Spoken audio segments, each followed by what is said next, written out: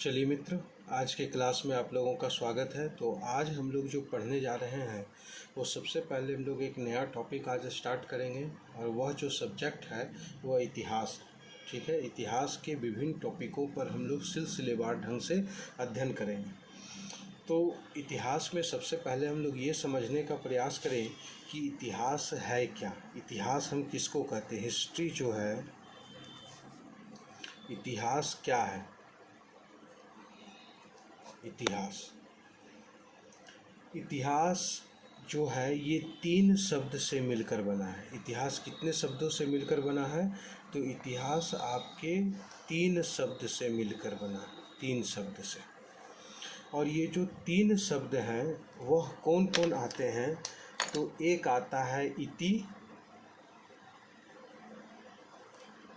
इति प्लस हा प्लस आस, है ना। इति हा प्लस आस, इतिहास, है ना।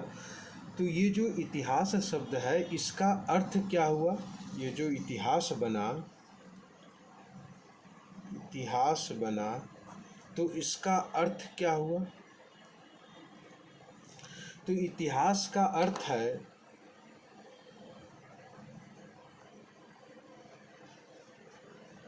इसका अर्थ है कि कोई भी जो घटना घटा होगा वह निश्चित रूप से घटा होगा, या कोई भी कार्य हुए होंगे वह निश्चित रूप से हुए होंगे।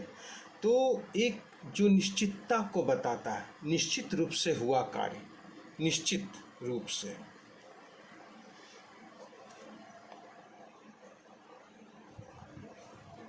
निश्चित रूप से, है ना। मतलब इतिहास का अर्थ क्या है? ऐसे बोला जाता है, इतिहास का अर्थ है कि बीती हुई बातों को जानना, जो घटना घट गया है उसके बारे में हम जानते हैं, तो वह इतिहास है। तो ये सब पुराना डायलॉग हो गया, है ना। ये पुराना इसका अर्थ हो गया। अर्थ में समय के अनुसार क्या होता है वह परिवर्तन भी होता है, इस चीज़ को ध्यान में रखें। तो निश्चित रूप से, जिसमें निश्चितता हमें दिखाई पड़ती है, तो वह घटना जो निश्चित रूप से हुआ होगा उसी घटना को हम क्या कह सकते हैं? इतिहास कह सकते हैं। और ये जो निश्चितता है ये कैसे पता चलेगा कि निश्चित ऐसा हुआ ही होगा? ये कैसे पता चल सकता है? तो इसके लिए हम लोग 3 शब्द का यूज कर सकते हैं। पहला कब, दूसरा कहाँ और तीसरा कैसे। ठीक है, 3 शब्द, कब, कहाँ और कैसे। अब समझिएगा बात को। इतिहास को जानने के लिए हम लोग 3 शब्दों का यूज करेंगे, और वह शब्द कौन कौन है? तो पहला कब है, दूसरा कहाँ है और तीसरा क्या है? कैसे। अब समझिए बात को। कब, कोई भी घटना घटता है, जैसे मान के चलिए कि हम एक घटना लेते हैं, इतिहास की ही बात करें तो हिस्ट्री में जब हम लोग आते हैं, दिल्ली सल्तनत की बात करते हैं हम लोग, तो दिल्ली सल्तनत, या फिर हम लोग ताजमहल की बात करें, या विक्रमशिला विश्वविद्यालय की बात करें, या नालंदा विश्वविद्यालय की बात करें, है ना, या दिल्ली सल्तनत की जब मैं बात करता हूँ तो हम क्या देखते हैं कि दिल्ली सल्तनत में कोई भी घटना घटा होगा या दिल्ली सल्तनत का समय रहा होगा, वह कब रहा होगा। कब ये टाइम को दर्शाता है, ये कब क्या दर्शाता है? समय को दर्शाता है ना, टाइम को ये बताएगा। जैसे हम बोल दें कि गुलाम वंश जो था वो कब से कब तक शासन किया, दिल्ली में गुलाम वंश का शासन कब से कब तक रहा, हो सकता है। या फिर हम बोल सकते हैं कि सिंधु घाटी सभ्यता का जो समय रहा है वो कब से कब तक रहा। टाइम आ रहा है ना। इतिहास में कोई भी अगर घटना घटा होगा तो वहाँ पर टाइम होगा, और टाइम 2 प्रकार से होगा। एक ईसा पूर्व होगा और एक हमारा क्या होगा? ईस्वी होगा, ईसा मसीह के जन्म से पहले और ईसा मसीह के जन्म के बाद। ये एक हम लोग एक मानक मान लिए ईसा मसीह को, है ना, क्योंकि इतिहास में अधिकतर जो हमारे जो राइटर हुए हैं, अधिकतर इतिहास को हम लोग पढ़ते हैं तो ब्रिटिश राइटर, है ना। और उसने भारत के इतिहास को लिखा, विश्व के इतिहास को लिखा है ना, जहाँ पर टाइम को इंडिकेट किया गया। समझे बात को। तो इतिहास को जब भी हम लोग देखेंगे तो तीन शब्द से हम लोग देख सकते हैं। कब ऐसे तो इतिहास को प्राचीन विद्वान जो हैं, जैसे हम लोग कह दें कि अल-मसूदी है ना, इब्न बतूता है ना, तो ये सब भी अपने बुक में इतिहास के बारे में जानकारी दिया। अपना जो यात्रा वृत्तांत किया, अपना जो इसने यात्रा किया उसकी जानकारी इसने अपनी किताबों में दी। तो वहाँ भी कहीं ना कहीं ईस्वी का है जिक्र है। लेकिन क्या है कि हम लोग जो ईस्वी को, जो हम लोग का जो कैलेंडर है, जो हम लोग जिस कैलेंडर को हम लोग फॉलो करते भी, जनवरी फरवरी है ना, जो महीना है हमारा वो इंग्लिश मंथ है, और ग्रिगोरियन कैलेंडर को अभी हम लोग फॉलो करते हैं। तो उसी कैलेंडर के अनुसार हम लोग इतिहास में समय को देखते हैं। समझे ना बात को। तो इस चीज़ को ध्यान में रखिए। अब चलिए उसके अंदर हम अभी जाएंगे नहीं, अंदर जाने के बाद और काफ़ी समय चला जाएगा। तो सबसे पहले हम लोग यहाँ पर देख ले कि इतिहास को जानने के लिए हमको क्या करना पड़ेगा। तीन चीज़ को देखना पड़ेगा। एक टाइम को देखना पड़ेगा, जिसको हम लोग कब से कह सकते हैं, और कहाँ, मतलब ये स्थान को बताएगा। कोई भी घटना घटेगा उस स्थान में घटेगा, है ना। और जब घटना घटेगा तो उसके पीछे कोई ना कोई कारण होगा।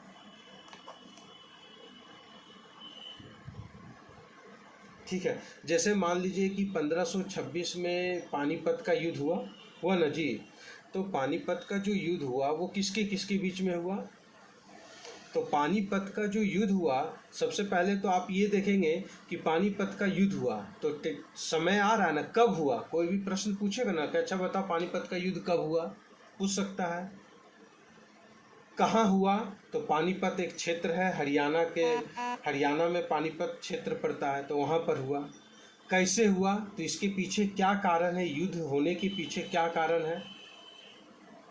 है ना। तो जब युद्ध होने के पीछे कारण में आप जाएंगे तो फिर वहाँ से आपको मुगल का उदय दिखेगा, है ना। और दिल्ली सल्तनत का जो अंतिम वंश है, जिसको हम लोग कहते हैं लोधी वंश कहते हैं, उसका पतन दिखेगा। पतन के पीछे क्या कारण है उस चीज़ को हम लोग जान पाएंगे। समझे ना बात को। तो ये सब चीज़ वहाँ पर दिखना शुरू होगा। तो इसलिए इतिहास को जब भी हम लोग देखते हैं तो तीन शब्द से ही देखते हैं, कब, कहाँ और कैसे।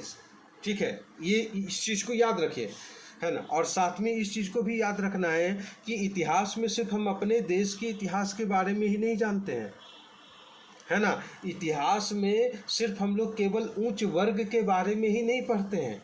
इतिहास में हम लोग निम्न वर्गों के बारे में भी पढ़ते हैं ना। अब निम्न वर्ग में एक बहुत बड़ा चेंजिंग हमको देखने को मिला, है ना। जब हमारे यहाँ पर पूंजीवाद का उदय हो चुका था, है ना, तो पूंजीवाद के विरुद्ध में एक बड़ी विचारधाराएं जो है वह खड़ी हो चुकी थी, जिसको हम लोग कहते हैं मार्क्सवाद कहते हैं। तो उच्च वर्ग कौन था, पूंजीवादी वर्ग था। लेकिन हम लोग पूंजीवाद को पढ़ने के चक्कर में हम लोग निम्न वर्ग को भी पढ़ना शुरू किए, है ना। मार्क्सवाद के उदय के पीछे कारण क्या है। आज जितना मजदूर है, मजदूरों का जो उदय हुआ उसके पीछे क्या कारण है, उसकी स्थिति खराब है या अच्छा है, उसकी जानकारी भी हमको इतिहास से ही मिलेगी, है कि ना। कोई भी स्थान है, आज वह स्थान काफ़ी चर्चा में है, तो उसकी भी जानकारी हमको कहाँ से मिल सकती है, इतिहास से मिल सकती है। इसलिए इतिहास में एक शब्द बोला गया था जेम्स हटन के द्वारा। ये इतिहास में नहीं बोला गया था, ये भूगोल में ही बोल दिया गया था जेम्स हटन के द्वारा, क्योंकि इतिहास, भूगोल ये सब आपस में जुड़ा हुआ है ना। इस चीज़ को याद रखें।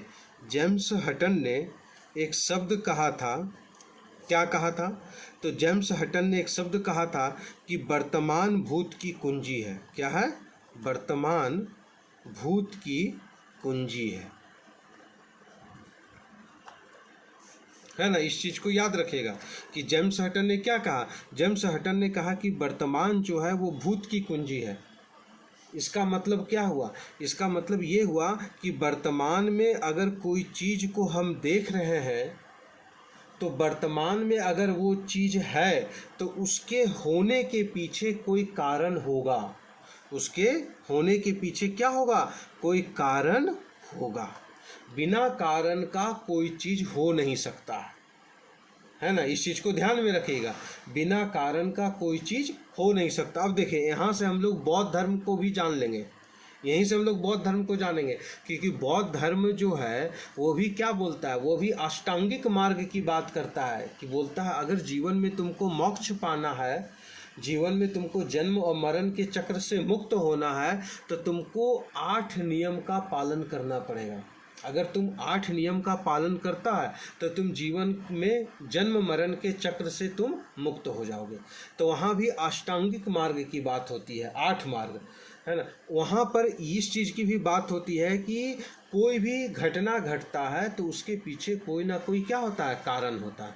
आज जैसे मान के चलिए आप भागलपुर के क्षेत्र में रहते हैं, तो भागलपुर के क्षेत्र में विक्रमशिला विश्वविद्यालय है ना। तो विक्रमशिला विश्वविद्यालय है, तो इसके पीछे स्थापना, आज जो हम विक्रमशिला विश्वविद्यालय देख रहे हैं, जब उसको देखने के लिए जाएंगे, यह चंपापुर जैन मंदिर जो है, अगर हम उसको देखने के लिए जाएंगे तो स्वाभाविक है कि मेरे दिमाग में तो आएगा ना कि जैन लोग होगा, है कि नहीं। और जब दिमाग में आएगा जैन लोगों के बारे में तो स्वाभाविक है कि ये भी आएगा कि जैन का स्थापना कैसे हुआ उसके बारे में ज़रा सा हम जानें। तो ऋषभ देव, महावीर, ये सब के बारे में जब जानना शुरू कर देंगे, नेमीनाथ, आदिनाथ, है ना, ये सब के बारे में पूरा आप जानना शुरू करेंगे, जैन धर्म को जानना शुरू करेंगे। तो वर्तमान में जब वो मंदिर को हम जब देखा तो उससे हमें क्या पता चला, हम भूत में चले गए, बैक डेट में हम चले गए। हमारा जो गाड़ी है वो रिवर्स हो गया, पीछे चला गया, और पीछे की चीज़ों को आज के चीज़ों से हम जोड़ने का प्रयास किए। यही इतिहास है, इसी को हम लोग क्या कहेंगे, इसी को हम लोग इतिहास कहेंगे। तो इतिहास का लंबा चौड़ा ब्यौरा ना देकर सिर्फ 2 चीज़ को हम ध्यान में रखें। पहला कब, कहाँ, कैसे, और दूसरा वर्तमान भूत की कुंजी है। बस यही आपको इतिहास के बारे में पूरा जानकारी दे देगा। समझ गए ना बात को। तो हमारा जो ये जो क्लास चल रहा है ये पूरा विस्तार पूर्वक मैं आपको बता रहा हूँ। आपके पास बुक होगा, बुक को भी आप पढ़िए, और जब पूरा निचोड़ किताब का पढ़ेंगे ना, जब आप पूरा निचोड़ पढ़ेंगे तो वहाँ पर यही 2 चीज़ आपके दिमाग में हमेशा घूमेगा कि इतिहास, जैसे सिंधु घाटी सभ्यता को लीजिए ना, सिंधु घाटी क्षेत्र में जाते हैं, हड़प्पा जाते हैं, मोहनजोदड़ो जाते हैं, राखी गढ़ी जाते हैं, बनवाली जाते हैं, चन्हुद्रो जाते हैं, ये सब जो स्थान है, अगर वहाँ पर आप जा रहे हैं तो वहाँ पर जो भी चीज़ खुदाई में मिला तो वहाँ पर होगा वो चीज़, है ना। जब आप उस चीज़ को देखेंगे तो स्वाभाविक है कि आपके दिमाग में आएगा ऐसा चीज़ होता होगा, राजा ऐसा रहता होगा, है ना। उस समय भी किसान व्यवस्था था, उस समय भी लोग अनाज को बड़े बड़े गोदामों में इकट्ठा करते होंगे। आज भी हमारे यहाँ गोदाम है। जैसे सिंधु घाटी सभ्यता को बोलते हैं नगरीय सभ्यता, क्यों कहते हैं, समझिए बात को। क्योंकि आज जो हम नगर में जो व्यवस्था को देख रहे हैं वही व्यवस्था उस समय था, आज से 2500 ईसा पूर्व, उस समय वह व्यवस्था था। सोचिए उस समय का आदमी का दिमाग कितना विकसित होगा, कितना डेवलप होगा, जो उस समय वो चीज़ को वो यूज करता था जिसको आज हम यूज कर रहे हैं। नगर में आप जो भी व्यवस्था को देखते हैं, क्या देखते हैं नगर में, पक्की नाली को देखते हैं, यही ना देखते हैं। हमारे यहाँ पर जो नल का जो व्यवस्था है उस चीज़ को देखते हैं, गोदाम को देखते हैं, रोड को देखते हैं, चौराहा रोड को देखते हैं, तो वो सब व्यवस्था वहाँ पर था। आज जो हम लोग मकान बनाते वो ईंट का बनाते, उस समय भी पका हुआ ईंट का मकान बनता था। अब सोचिए, तो इसलिए सिंधु घाटी सभ्यता को नगरीय सभ्यता कहा गया। हमारा जो इतिहास है वो हमेशा पीछे चला है, आगे नहीं चला है, हमेशा पीछे चला है। इस चीज़ को भी है, इस पर भी मैं चर्चा करूंगा कि हमारा इतिहास पीछे क्यों चला, आगे क्यों नहीं चला। ब्रिटेन का जो इतिहास है वो आगे चला है, लेकिन हम लोग का जो इतिहास है पीछे से आगे चला, फिर पीछे हुआ, फिर आगे हुआ। इस तरह से हमारा इतिहास चलते आया, उस पर भी चर्चा करेंगे। चलिए, तो इतिहास को हम लोग दो जगह केंद्रित करेंगे। कहाँ कहाँ? पहला तो इतिहास कब, कहाँ, कैसे से। अब इसको कोई भी चीज़ को जोड़िए, कितना भी घटना घटा, बक्सर का युद्ध है, पानीपत का युद्ध है, या फिर हम लोग इसको देख ले, दिल्ली सल्तनत को देखें, या मुग़लों को देखें, है ना, या एंशियंट हिस्ट्री में जब हम लोग जाते हैं तो मौर्य वंश को देखें, गुप्त वंश को देखें, कोई भी वंश को आप उठाइए, वहाँ पर आपको ये तीन चीज़ दिखेगा। उसके साथ जो युद्ध हुआ है, उसका जो टाइम पीरियड है, वह क्षेत्र कौन सा है। जैसे 16 महाजनपद पढ़ते हैं ना, उसमें हमारा एक अंग भी महाजनपद है ना, अंग। आज जो भागलपुर आप देख रहे हैं या चंपापुर देख रहे हैं, ये सब अंग के अंतर्गत आता था, अंग महाजनपद के अंतर्गत आता था। इस चीज़ को ध्यान में रखिए। चलिए, तो हम लोग ने क्या देखा कि समय, है ना, इतिहास का जो विभाजन हुआ। एक चीज़ को और ध्यान में आप लोगों को रखना है, एक होमवर्क मैं आप लोगों को दे रहा हूँ अभी, इसको आप लोग खोज के लाइएगा कि हमारे यहाँ जो इतिहास हुआ ना, जैसे कौन सा इतिहास? प्राचीन इतिहास हम लोग किताब में पढ़ते हैं ना। जब आप लोग इतिहास में ग्रेजुएशन कर रहे होंगे या इतिहास में एमए कर रहे होंगे, तो वहाँ पर इतिहास का आप लोगों को टॉपिक चुनना पड़ता होगा कि एमए में आप कौन सा इतिहास लेकर आप एमए करना चाहते हैं। समझ गए? बीए में तो आपका उस तरह से नहीं रहेगा, क्योंकि बीए में जो है लास्ट में, जब बीए सेमेस्टर आप 4 में जाएंगे, 5-6 में, तब वहाँ पर आपको कोई एक टॉपिक पर आपका ग्रेजुएशन होगा। जैसे इतिहास, प्राचीन इतिहास हो गया, एक हो गया हमारा मध्यकालीन इतिहास हो गया, है कि नहीं, और तीसरा जो हो गया वो हमारा क्या हो गया? आधुनिक इतिहास हो गया। ठीक है, तो यहाँ पर प्रश्न ये आता है कि इतिहास का जो हम लोग विभाजन करते हैं, वह किस आधार पर हमारे यहाँ इतिहास का विभाजन हुआ? इतिहास का विभाजन का आधार क्या है? विभाजन का आधार क्या है? ये प्रश्न है। आप इसको सर्च करें, खोजें, जो करना आप कीजिए। इसको जानकारी हमको कल मिलना चाहिए, इस चीज़ को ध्यान में रखें। ठीक है, चलिए। तो इतिहास में दो चीज़ को याद रखेंगे, वर्तमान भूत की कुंजी है, और दूसरा क्या हो गया? कब, कहाँ और कैसे हो गया, ये चीज़ हो गया। इतिहास का जो हम लोगों ने विभाजन किया वो किस आधार पर किया, ये आपको जानना है। आइए, तो हम लोग सबसे पहले जो देखते हैं इतिहास में, प्राचीन इतिहास में हम लोग आते हैं, तो उसमें एक है हमारा प्रागैतिहासिक काल। प्रागैतिहासिक काल, ठीक है। इतिहास में क्या आ गया? प्रागैतिहासिक काल। ये जो प्रागैतिहासिक काल है, जिसको हम लोग प्री हिस्टोरिक एज भी कहेंगे, अंग्रेजी में इसको क्या कहेंगे? प्री हिस्टोरिक एज कहेंगे। तो ये जो प्रागैतिहासिक काल है, ये क्या बताता है हमको? या प्रागैतिहासिक काल की जो जानकारी हमको मिलती है वह कहाँ से मिलती है? या प्रागैतिहासिक काल में हम किस चीज़ का अध्ययन करेंगे? तो प्रागैतिहासिक काल में देखते हैं हम लोग सबसे पहले कि इसी समय प्रागैतिहासिक काल में ही मानव की उत्पत्ति हुआ था। मानव की उत्पत्ति प्लस विकास, यहीं से मानव का उत्पन्न भी हुआ और विकास होना भी शुरू हुआ। पहला पॉइंट याद रखिएगा, इस चीज़ पर हम लोग फोकस करेंगे। दूसरा पॉइंट हम लोग किस चीज़ पर फोकस करेंगे कि प्रागैतिहासिक काल को जानेंगे, प्री हिस्टोरिक एज को जानेंगे। तो कैसे जानेंगे? तो उसके लिए आपको रखना पड़ेगा पुरातात्विक सामग्री, पुरातात्विक सामग्री। ठीक है, अब यहाँ पर देखिए कि ये जो पुरातात्विक सामग्री है, ये क्या हो सकता है? तो पुरातात्विक सामग्री को हम लोग एक कहेंगे भग्नावशेष। भग्नावशेष, भग्नावशेष का मतलब क्या हो गया? टूटा फूटा चीज। क्योंकि इस समय हमें प्रागैतिहासिक काल की जानकारी जो है वो किसी साहित्य से हमको नहीं मिलती है। है ना। इतिहास की जो जानकारी है वो हमको साहित्य से मिलती है, लेकिन हम लोग अभी यहाँ पर जो टॉपिक देख रहे हैं प्रागैतिहासिक काल देख रहे हैं, तो प्रागैतिहासिक काल की जो जानकारी हमको मिलेगी वो किससे मिलेगी तो पुरातात्विक स्रोतों से मिलेगी। ठीक है, अब पुरातात्विक जो स्रोत हैं उसको हम लोग क्या कहते हैं, भग्नावशेष कहते हैं। समझ, भग्नावशेष मतलब कोई भी चीज़ है जो टूटा फूटा है, साबुत नहीं है, मतलब पूरा अच्छा से वो चीज़ नहीं है, टूटा फूटा हुआ है। जैसे मान लीजिए कोई हड्डी का जानकारी, हड्डी मिला तो वो भी हड्डी मिला तो टूटा फूटा मिला। कोई औजार मिला तो आधा टुकड़ा में औजार मिला। समझिए, कोई मिट्टी का बर्तन मिला तो पूरा गोल मिट्टी का बर्तन नहीं मिला, या पूरा साबुत मिट्टी का बर्तन नहीं मिला, कुछ टूटा फूटा मिट्टी का बर्तन मिला, है ना। तो इसलिए हम लोग भग्नावशेष के माध्यम से प्रागैतिहासिक काल को जानेंगे।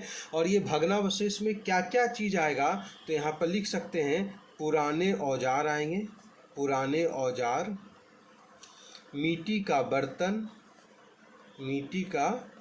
बर्तन आ सकता है, रहने का स्थान, तो उस समय रहने का स्थान क्या था, गुफा था। और एक गुफा है जिसको आप लोग जानते होंगे, भीमबेटका गुफा, मध्य प्रदेश में है। ये भीमबेटका जो गुफा है ये कहाँ पर है, मध्य प्रदेश में, एक भोपाल जिला है ना, भोपाल के पास में है।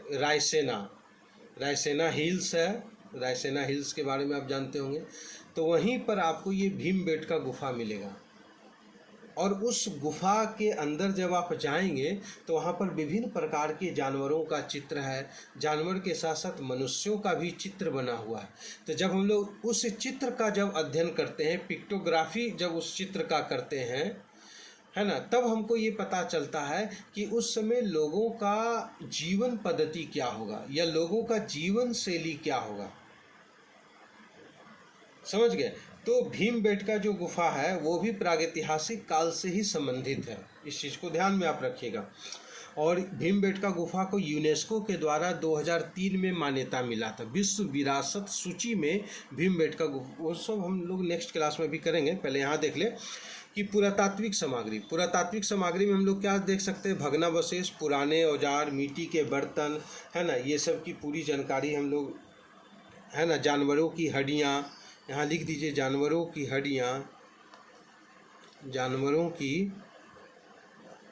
हड्डियाँ, इन सब से हम लोग क्या जानते हैं तो प्रागैतिहासिक काल के इतिहास के बारे में हम लोग जानते हैं। और इस समय जो लोग हुआ करते थे, लोगों का जो जीवन शैली होता था, जीवन शैली लोगों का कैसा था तो असभ्य और बर्बर था, असभ्य प्लस बर्बर था लोगों का जीवन शैली। इस चीज़ को ध्यान में रखिएगा। अगर आपसे पूछेगा कि प्रागैतिहासिक काल में लोगों की जीवन शैली क्या था, असभ्य था, जिस प्रकार से रहना है वैसे रहते थे वे, है ना, मतलब उनमें सभ्यता नाम का कोई चीज़ नहीं था, है ना। रहने का तरीका कैसा होना चाहिए, खाने का तरीका कैसा, जानवर को मारा, खाया, फेंक दिया, है ना। ये नहीं सोचता था कि जानवर जो मारे हैं उसको, उसके कुछ मांस को हम बचा के रखें जो कल के लिए हम खाएं या कल के लिए हम उसको यूज करें, ऐसा नहीं था। एक बड़ा जानवर है उसी को मार दिया। समझ गए। असभ्य और बर्बर तरीका से लोग रहते थे, और एक स्थान पर खाने का वस्तु खत्म हो गया तो फिर वो दूसरे स्थान में चले जाते थे, मतलब नोमैडिक थे, घुमक्कर थे वो लोग, है ना। जानवरों के हड्डियों को इकट्ठा करते थे, उनसे औजार भी बना लेते थे, पत्थर से भी औजार बनाते थे। तो इस प्रकार से उनका ये व्यवस्था था। समझ गए। प्रागैतिहासिक काल। और प्रागैतिहासिक काल को हम लोग क्या करते हैं, 3 भागों में बांटते हैं। प्रागैतिहासिक काल को हम लोग कितने भागों में बांटेंगे तो 3 भागों में बांटेंगे। पहला पुरापाषाण काल,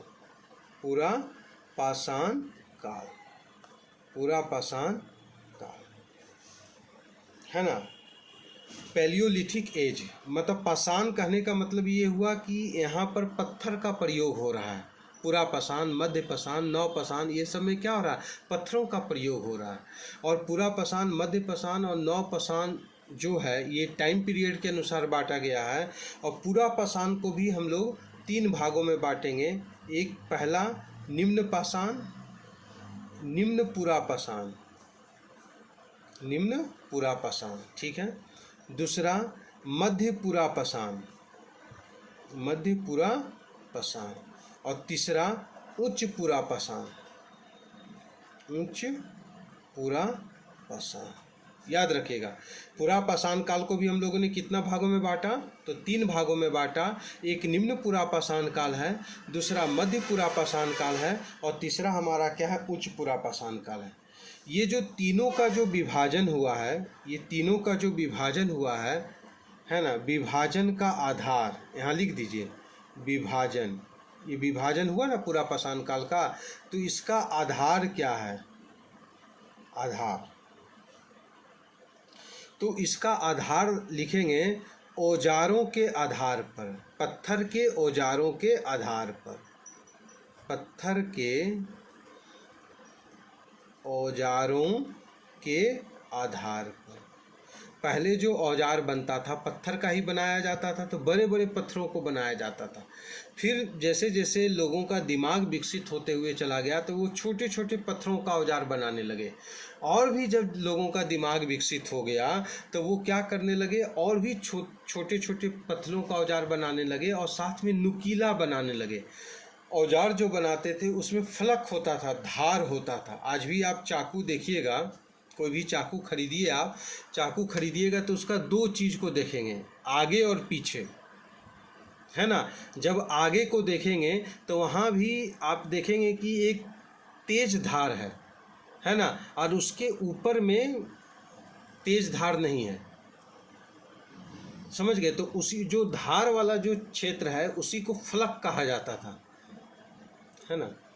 इस पर हम लोग आगे अभी पढ़ेंगे। तो देख ली कि पुरा पाषाण काल को हम लोगों ने कितने भागों में बांटा, तीन भागों में बांटा, निम्न पुरा पाषाण काल, मध्य पुरा पाषाण काल और उच्च पुरा पाषाण काल। और इसका जो विभाजन का आधार था वो क्या था, पत्थर के औजारों के आधार पर। इसको हम लोगों ने किस भागों में बांटा, पत्थर के औजारों के आधार पर ये बांटा। पुरा पाषाण काल के बाद दूसरा जो आता है उसको हम लोग कहते हैं मध्य पाषाण काल, मध्य पाषाण काल। और तीसरा जो टॉपिक है वो हमारा है नव पाषाण काल, नव पाषाण काल। तो पहला पुरा पाषाण काल, और पुरा पाषाण काल को भी हम लोगों ने तीन भागों में बांटा, निम्न पुरा पाषाण काल, मध्य पुरा पाषाण काल, उच्च पुरा पाषाण काल। पुरा पाषाण काल को तीन भागों में जो विभाजन किया गया उसका आधार क्या है, पत्थर के औजारों के आधार पर।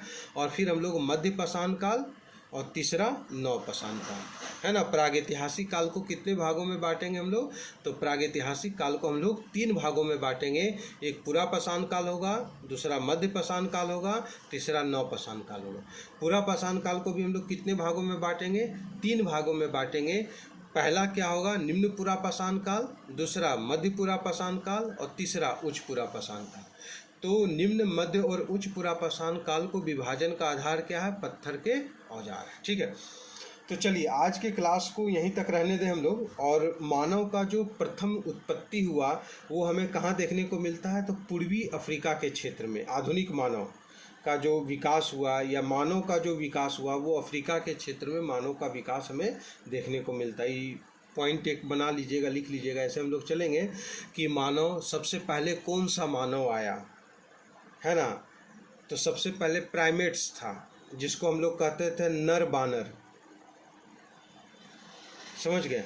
जाति है, एक प्रजाति भी है, तो प्रजाति के बारे में भी हम लोग चर्चा करेंगे। जाति हम लोग तो ऐसे देखते ही हैं, लेकिन प्रजाति के बारे में हम लोग नहीं जानते हैं, तो प्रजाति मेन इम्पोर्टेंट हो जाता है यहाँ पर। तो प्रजाति के बारे में हम लोग चर्चा करेंगे, जिसको अंग्रेजी में रेस कहते हैं, है ना। तो सबसे पहले ड्रायोपिथिकस आया, उसके बाद ओरियोपिथिकस आया, रामापिथिकस आया, ऑस्ट्रेलोपिथिकस आया, होमो इरेक्टस आया। तो ये सब मानव का क्रम है, ये सब हम लिखवाएंगे नेक्स्ट क्लास में जब हम लोग शुरू से पढ़ेंगे। जैसे आज तो एक सिलेबस के तौर पर मैंने आपको बताया कि इतिहास का जो पहला हमारा टॉपिक है, जो कंपटीशन में पूछेगा आप लोगों से, जैसे अभी बिहार दरोगा का वैकेंसी आएगा, झारखंड दरोगा का वैकेंसी आएगा, तो वहाँ पर भी प्रश्न आपके रहेंगे। तो उन प्रश्नों को जब हम लोग, इतिहास के भी कुछ प्रश्न पूछे जाएंगे, वहाँ जब आप देखेंगे तो इस तरह का प्रश्न आपको मिल सकता है। ठीक है, तो चलिए इसको एक बार आप लोग लिख लीजिएगा, राइट डाउन अपना कर लीजिएगा। तो सबसे पहले हम लोगों ने इतिहास के बारे में चर्चा किया कि इतिहास को जानेंगे कैसे। इतिहास को जानने के लिए हमको 3 शब्द को देखना पड़ेगा, है कि नहीं, कब, कहाँ, कैसे। वर्तमान भूत की कुंजी है, इस वाक्य को भी हमको देखना पड़ेगा कि इसका मतलब क्या हुआ। वर्तमान भूत की कुंजी यह किसने कहा, ये भी पूछेगा, जेम्स हटन ने कहा।